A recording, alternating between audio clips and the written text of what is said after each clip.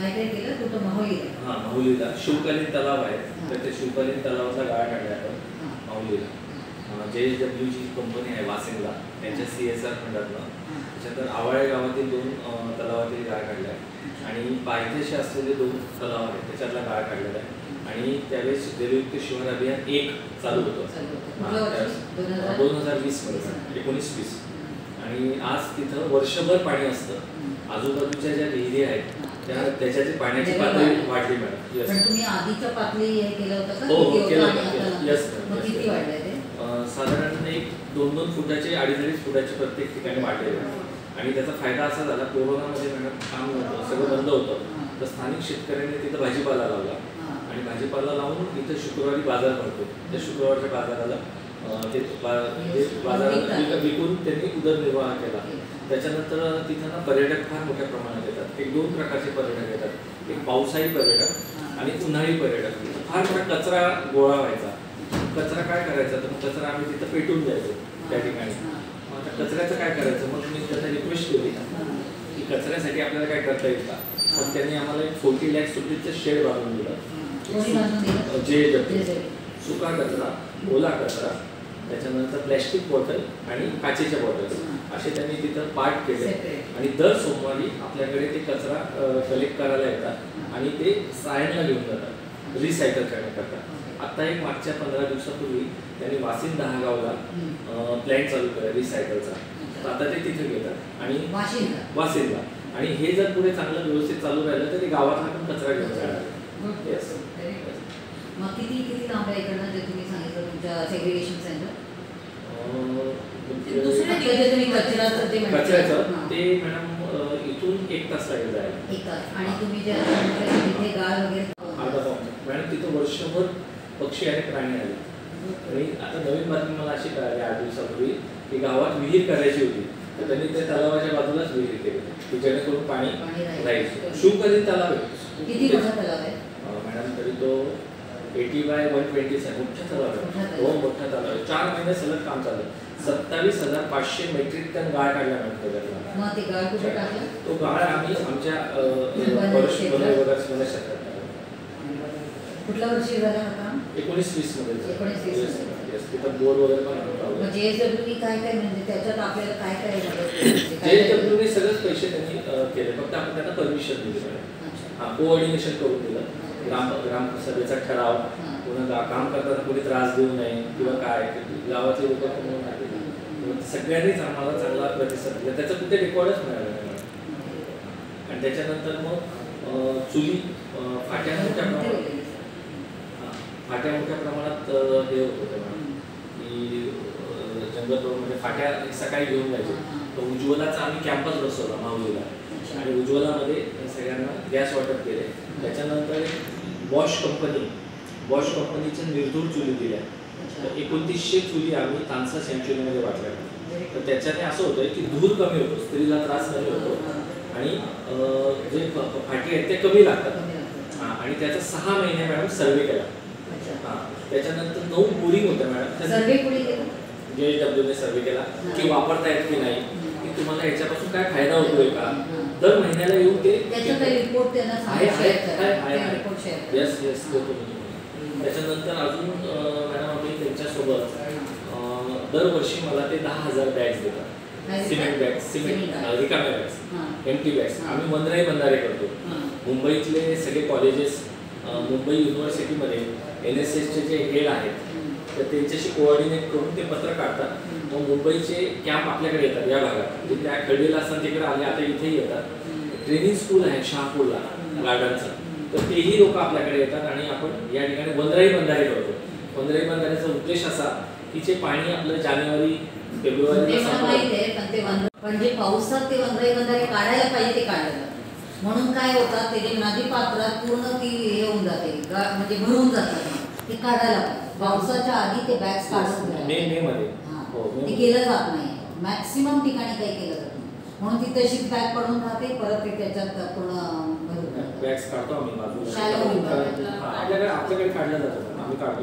Location decide की इथंच करायचं आणि मिळालं की मग ते नदी वाहण्यासाठी आजही मॅडम तुम्ही गेलात ना तिथं 10 ते 12 किंगफिशर दिसते तुम्हाला माऊलीला. आणि इथून जो कचरा जायचा तो म्हणजे आता मग ते तिथे बायोडायव्हर्सिटी मॅनेजमेंट कमिटी करून टाका नाही, येस कारण सगळ्या गावाला कंपल्सरी compulsory आहे. आहे. आणि आपल्याकडे जर आपण इतकं चांगलं काम केलंय तर तिथे प्रॉपरली रिपोर्ट बनवायला सांगा त्या ग्रामपंचायत मधल्या माणसांना. Yes. आणि तिथे काही एक्सपर्ट्सचा नेमणूक करून आणि ते प्रॉपरली एक BMC करा, म्हणजे ती रेप्लिकेट होऊ शकते ना Yes, सगळीकडे. yes. कारण आज कसं नुसतं पेपरवरच आहे हो. सगळं आणि कॉपी पेस्ट Copy होते. paste. पण जर तुम्ही चांगलं काम केलंय तर त्याचं काय काय हे झालं, इम्प्रूव्हमेंट झालं हो. ते त्याच्यावर येऊन जाईल ना. येस आणि किती number of animals, birds, insects किती वाढले त्याचे पण एक रेकॉर्ड राहतो. हो. आणि मेनली आहे की जेव्हा आपल्या रेकॉर्डमध्ये असतो म्हणजे दॅट्स लाईक तुमचा पुरावा. येस आता त्यांनी रिक्रिएशन हां वनक्षेत्राच्या बाजूला ज्या विहिरी आहेत, विहिरी हां त्या विहिरींना कठडे नव्हते. हां तर त्या कठडे नसल्यामुळे काय व्हायचं हां की आमची नीलगाय, हां रानडुक्कर, मोर हे ते चालता चालता खाली पडायचे अंधारात किंवा काय, तर लक्षात येत नव्हतं. तर रिपोर्ट आल्यानंतरच कळायचं की नीलगाय गेली, हां. रानडुक्कर गेलं. हां. पण हे कंटिन्युअसली होत होतं, कारण हे क्षेत्र जे आहेत आपण जे आलात हे चांगलं फॉरेस्ट आहेत. अस्नोली डॅम आहे, या ठिकाणी मुंगरी डॅम आहे, पाचसाचं बॅक वॉटर आहे.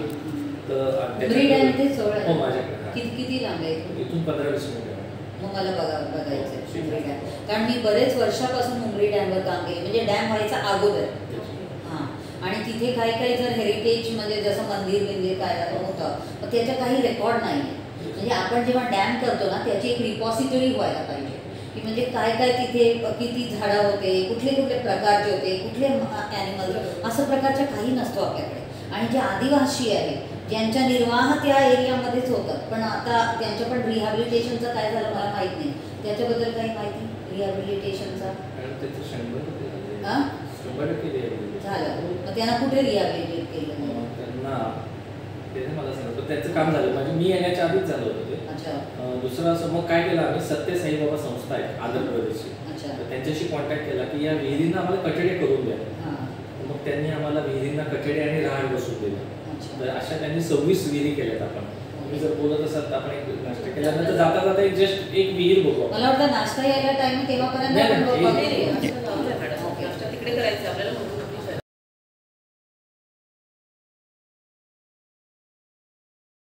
म्हणजे त्याचं शाळेचं नावासमोर. अच्छा ही विहिरी आहे का? ही विहीर बांधलं शाळेच्या इथं.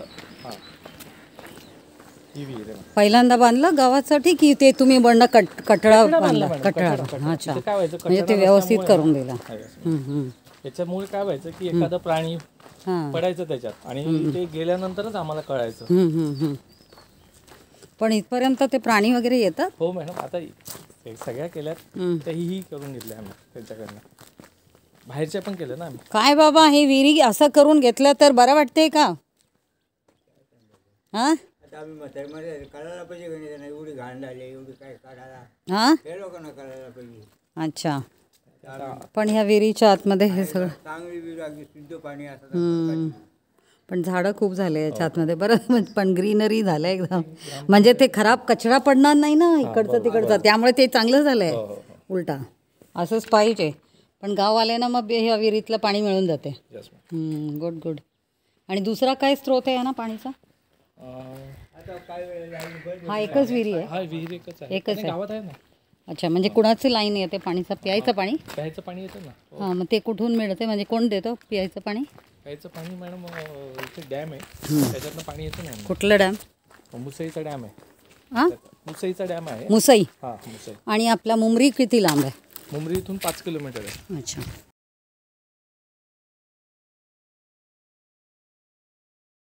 धीरे धीरे आगे. जांभा डॅमचं पाणी. जांभा डॅम. मॅडम तुम्हाला गुड न्यूज द्यायची आहे. हे जे रस्ता आहे ना त्याच्यावर आपण रेन वॉटर हार्वेस्टिंग करतोय. 6 पॉईंट काढले. तर जेव्हा ह्याला खाली आलं लेनारपर्यंत येतोय. हां कुठला म्हणजे गाव कुठला आहे, कुठला पाडा आहे?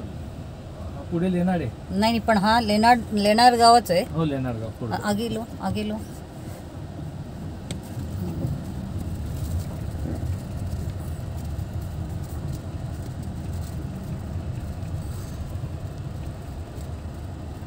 आगे से लेके उसको घुमा लो जरा।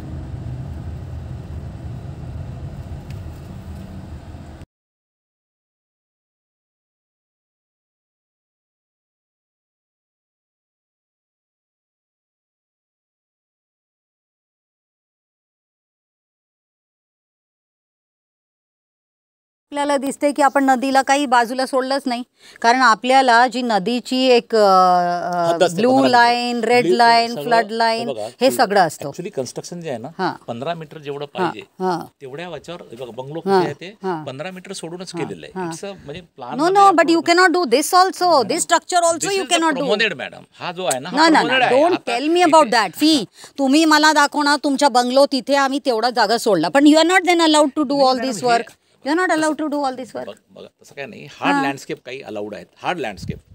See, let me tell you, तुम्ही जे म्हणणार ना, you may try to convince me n number of times things, पण जर तुम्ही विचार केला नॅचरल रिसोर्सेसचा, तुम्हाला सुद्धा माहीत आहे जेव्हा आपण हे सगळं करतो म्हणजे पूर्ण सिमेंट, कॉन्क्रीट सगळं काही आपल्या इथे ॲक्वॅटिक ऑर्गॅनिझम्सला त्याच्यावर परिणाम होते. आणि बेसिकली रायपेरियन झोन असणं खूप गरजेचा नदीसाठी. अदरवाईज नदी can not live, it will not be a live river. So you are not allowed for all this. आम्हाला तुमच्या बंगलोसाठी तुम्ही किती सोडलं दॅट्स डिफरंट. ॲटलिस्ट नाही हू से टू नाही. अरे पण तुम्ही तुमच्या हद्दीत करा ना, तुम्ही त्याच्या बाहेर करणार का? आमच्या हद्दीतच नाही पण तुम्ही मला दाखवा इकडनं तुम्ही 100 मीटर सोडलंय किंवा 60 मीटर सोडलंय, 50 मीटर सोडलंय. Why who said to you 15 metre? Show me the where is the norms की तुम्ही 15 मीटर सोडून करायला पाहिजे असं मला काही GR वगैरे दाखवून द्या की तुमच्या याच्यात सांगितलंय की 15 मीटरच सोडायला पाहिजे. नाही ओरिजिनल काय आहे मॅडम, प्रत्येक नदीला एक क्षेत्र लागू असतं. तो ह्या नदीला छोटा नदी हे पात्र. ठीक आहे चालेल. This is the building line 15 metre. Building line सोडून ठीक आहे. तर बिल्डिंग लाईन सोडून म्हणजे तुमच्या 15 मीटर तिथे आला. ठीक आहे, मग तुम्ही इथे नाही येऊ शकत ना मॅडम. हे आमचं कंपाऊंड आहे ना इथपर्यंत. नाही you cannot. No you have to leave that. You cannot come up to this if at all. तुम्हाला मॅडम काय आहे की इथेपर्यंत जागा आमची आहे. हे ते मध्ये दिसते, इथून दिसेल ना. टँकर पण इथं लागतात मॅडम पाण्यासाठी. अच्छा, ते टँकरनी भरून घेतात मग, म्हणजे ते विकत असणार असे. हां, हे सगळे टँकर आहे आणि हे विकत असणार पाणी. मग ह्यांना कोणी देतो परमिशन? एक मिनिट जरा रुक. ह्यांना कोणी परमिशन देतो? थोडा जरा विचारू तिकडे कोणी असणार. नाही तिथं नसणार कोणी. हां, ते ड्रायव्हर आहे सगळे, मालक. अच्छा, पण आपण विचारू शकतो ना, कारण एक मिनिट. तहसीलदार मॅडमला. तर कुठून येते? हा पूर्ण तो वरचा भाग, सह्याद्रीचा जो भाग आहे पूर्ण. अच्छा, पण बेसिकली हा पूर्ण करायला कुठल्या गाव आता बोललाय तुम्ही? नाव कुठले घेतले आता? साकडगाव. हा, 2 गावांचं पाणी इकडनं म्हणजे मुंबरीमध्ये होऊन वाहते. आता या मुंबरीलाच अरेस्ट करायला ही डॅम, बरोबर, इकडनं म्हणजे ती अरेस्ट करून मग पुढे जे काही सप्लाय होणार आहे. म्हणजे विचार करा की काय परिस्थिती आहे. आणि आपले इरिगेशन डिपार्टमेंटवाले कुठे आहे आज? कारण हा तर मेजर इरिगेशन डिपार्टमेंटचं काम आहे. ते दांडेकर येत आहेत. कोण आहे? पाटील म्हणून एक, दांडकर म्हणून एक आहेत. दांडकर म्हणून. आता मला कोण आला म्हणजे नंबर आला असेल, पण त्या दुसऱ्या नंबरवर आला असेल. अच्छा, बापरे, चित्र आहे सर्व.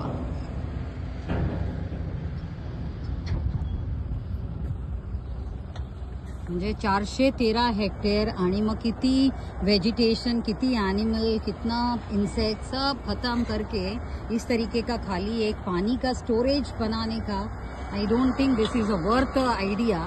और इस पे भी जो दिख रहा है वहाँ से आप देख रहे हो ये नदी अपने आप बहती है. इसको अगर बहने के लिए अगर हम इसकी रुंदीकरण, खोलीकरण करके और उसको आगे की तरफ प्रवाह दें, मेरे ख्याल से वही सिर्फ काम होना चाहिए. और इनकी आइडेंटिफिकेशन और डिमार्केशन होना बहुत ज़रूरी है. जबकि ये सब नहीं करके हम इस तरह से ये डैम बांधकर इसकी पूरा सत्यानाश करें. अभी जब फिर हम लोग अभी वो आगे की तरफ थे, मुसई बोला ना, अभी जिधर थे हम लोग मुसई नाला बोला ना, तो अभी जब मुसई नाला बोला तो तभी आप लोगों ने क्या बोला, उधर मुसई का डैम अलग बना है हाँ, वो कितना बड़ा डैम है? छोटा डैम है। उधर भी ऐसा ही किया होगा, वो भी मुसई नदी होगी पहले से, उसके ऊपर वैसे ही डैम बनाया होगा। जैसे अभी हम देख रहे हैं यहाँ पे अगर मुमरी नदी है, मुमरी नदी के ऊपर ही यहाँ पे डैम बना रहे हैं, तो हम मुमरी डैम बोल रहे हैं, ठीक है ना। तभी तो डैम बनाया जाता है जहाँ पे पानी का स्रोत है। तो इसका मतलब वो जो नदी बह रही है, हम अगर उसको नाला बोल रहे हैं तो हम गलत है। आया समझ में? अभी हम लोग वहाँ नाला बोल रहे थे ना उसको। तो हमको यही समझना है कि पहले नदी होती है, उसके बाजू में डैम बनता है, तो वो नाला कैसी बन गई डैम बनने के बाद? आ गया आपको समझ में कि नाही? हा?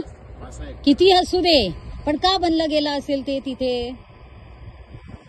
बरोबर ना? आता आलं ना लक्षात? म्हणजे आपण नाला बोलायला नको, आपणच नाला करून टाकतो त्याला मग, आणि ते नालाचा असं दुर्व्यापार करून टाकतात मग.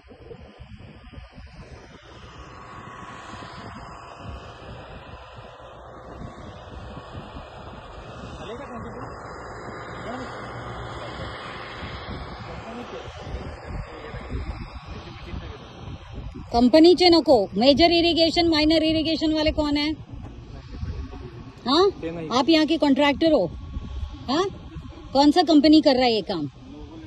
हाँ, नोबल इंडिया कंस्ट्रक्शन। इसका पूरा सर्वे रिपोर्ट है? क्या सर्वे किया है इसका?